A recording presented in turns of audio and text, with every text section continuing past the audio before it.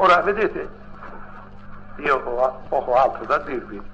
In questa Costituzione, di cui sentirete fare il commento nelle prossime conferenze, c'è dentro tutta la nostra storia, tutto il nostro passato, tutti i nostri dolori, le nostre sciagure, le nostre glorie, sono tutti sfociati qui in questi articoli. E a sapere intendere dietro questi articoli ci si sentono delle voci lontane.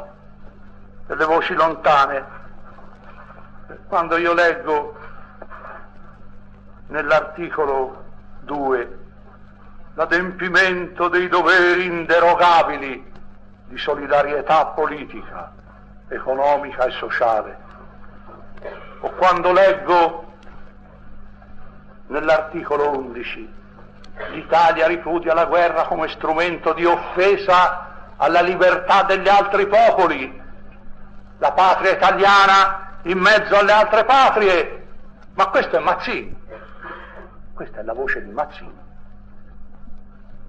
O quando io leggo nell'articolo 8 tutte le confessioni religiose sono ugualmente libere davanti alla legge, ma questo è Cavour.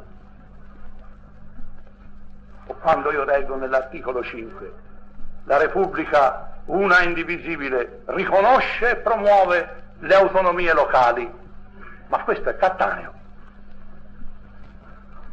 O quando nell'articolo 52 io leggo, a proposito delle forze armate, l'ordinamento delle forze armate si informa allo spirito democratico della Repubblica, esercito di popolo, ma questo è Garibaldi. E quando leggo all'articolo 27 non è ammessa la pena di morte, ma questo, o studenti milanesi, è Beccaria. Grandi voci lontane, grandi nomi lontani, ma ci sono anche umili nomi, voci recenti.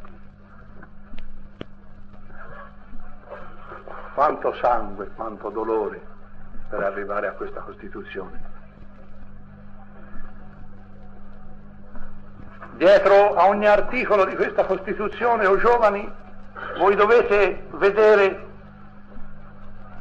giovani come voi, caduti combattendo, fucilati, impiccati, torturati, morti di fame nei campi di concentramento,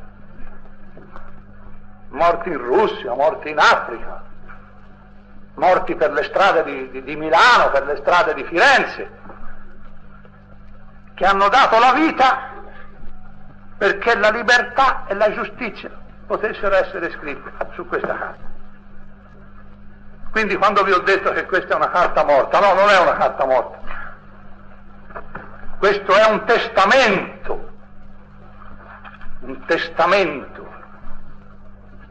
di 100.000 morti. Se voi volete andare in pellegrinaggio nel luogo dove è nata la nostra Costituzione, andate nelle montagne dove caddero i partigiani, nelle carceri dove furono imprigionati, nei campi dove furono impiccati.